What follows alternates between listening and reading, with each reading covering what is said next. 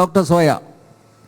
തീർച്ചയായും ഈ തെരഞ്ഞെടുപ്പിൽ ഒരുപാട് കാര്യങ്ങൾ വിലയിരുത്തപ്പെടും. ഇപ്പൊ ഇവര് നിന്ന് ഓരോ വളരെ സ്പെസിഫിക് ആയിട്ടുള്ള കാര്യങ്ങളെ പറ്റിയിട്ടുള്ള തർക്കങ്ങളുണ്ടായി.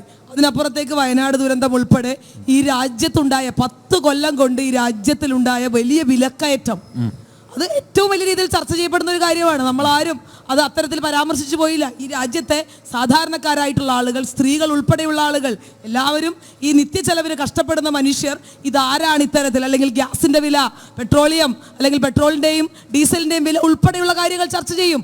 ധാന്യങ്ങളുടെ വില, അരിയുടെ വില, പലവ്യഞ്ജനത്തിന്റെ വില, ഇത് കൃത്യമായി ഞാൻ അത് ചർച്ച ചെയ്യും. അതിലേക്ക് ഞാൻ വരുന്നുണ്ട്. അത് ചർച്ച ചെയ്യും. നിങ്ങൾ വിഷമിക്കേണ്ട. അക്കാര്യത്തിൽ BJP-യുടെ ഇരട്ടത്താപ്പും ആളുകൾ മനസ്സിലാക്കും. അക്കാര്യത്തിൽ എനിക്ക് സംശയമില്ല. അത് മനസ്സിലാക്കണം തന്നെയാണ് ഞാനും പറയുന്നത്. അക്കാര്യത്തിൽ എനിക്ക് അല്ല, അത് മനസ്സിലാക്കും. അതിലാരാണ് ഇത്തരത്തിൽ ആശങ്ക കേരളത്തിലെ മനുഷ്യർക്ക് ഉണ്ടാക്കിയത് എന്നുള്ള കൃത്യമായ കാര്യം നമുക്കറിയാം.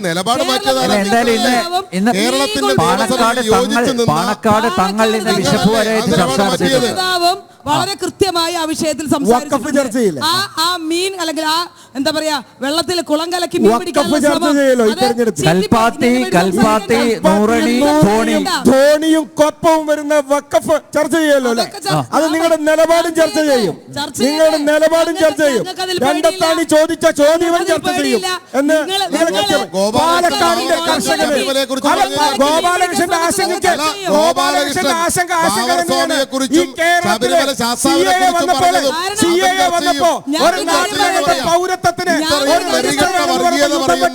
BJP-യുടെ നേതൃത്വത്തെ BJP-യുടെ നിലപാട് ഒരു പരാതിക്ക് ഇവർ പോകുന്നില്ല. തുടങ്ങിയത് ജനം TV ഇത് എവിടേക്കാ കൊണ്ടുപോകുന്നത്? അതിൽ നിന്ന് തന്നെ കാര്യങ്ങൾ കൃത്യമാണ്. ഞാൻ പറഞ്ഞു വരുന്നത് ഈ നാട്ടിലെ സാധാരണ മനുഷ്യന്റെ പ്രശ്ന, അല്ലെങ്കിൽ സാധാരണ മനുഷ്യർ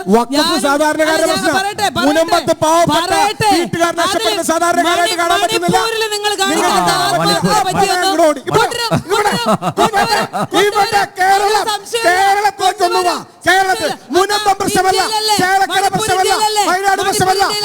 കേരളത്തിലല്ലേ?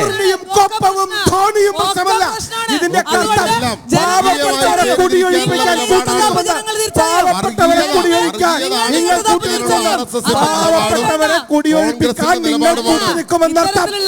കുളങ്കലയ്ക്ക് മീൻ പിടിക്കാൻ BJP-യുടെ മുഴുവൻ ശ്രമങ്ങളും സാധാരണക്കാരന്റെ കർഷകൻ പ്രശ്നമല്ല, സാധാരണക്കാരന്റെ ആരോഗ്യം പ്രശ്നമല്ല, സാധാരണക്കാരന്റെ വിലക്കയറ്റം പ്രശ്നമല്ല, സാധാരണക്കാരന്റെ ഉപജീവന പ്രശ്നമല്ല, സാധാരണക്കാരായിട്ടുള്ള ചെറുപ്പക്കാരായിട്ടുള്ള വിദ്യാർത്ഥികളുടെ വളർന്നു വരുന്ന ആവശ്യ പ്രശ്നമല്ല.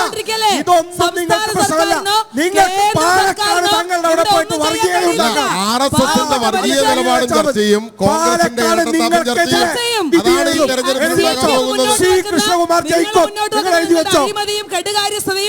സംസ്ഥാനത്തെ പോലും പിന്നെ വൃത്തിയായി കൊണ്ടുപോകാൻ പറ്റുന്ന സ്വന്തം മണ്ഡലത്തെ സംരക്ഷിക്കാൻ കഴിവില്ലാത്തവരോട് നമുക്ക് കാത്തിരിക്കാം. 23 വരെ അല്ലേ? ഉല്ലാസ് ബാബു, സോയ, നിതിൻ കാത്തിരിക്കാം അല്ലേ? 23-ാം തീയതി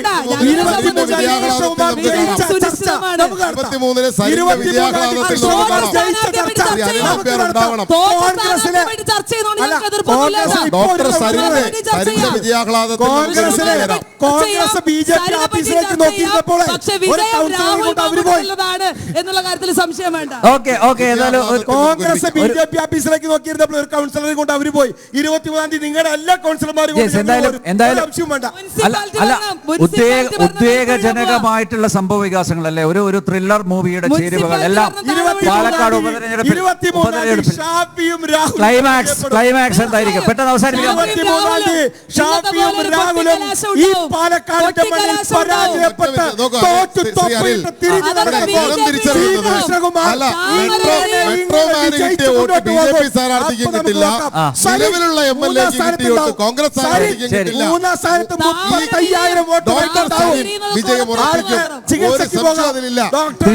തൃശ്ശൂരിലും അങ്ങനെ പറഞ്ഞത്.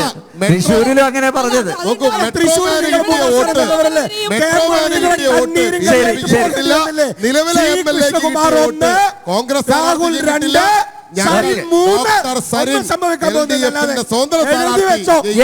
ഈ ത്രില്ലർ മൂവിയുടെ ക്ലൈമാക്സ് എന്തായിരിക്കും? നമുക്ക് കാത്തിരിക്കാം. നവംബർ 23 വരെ.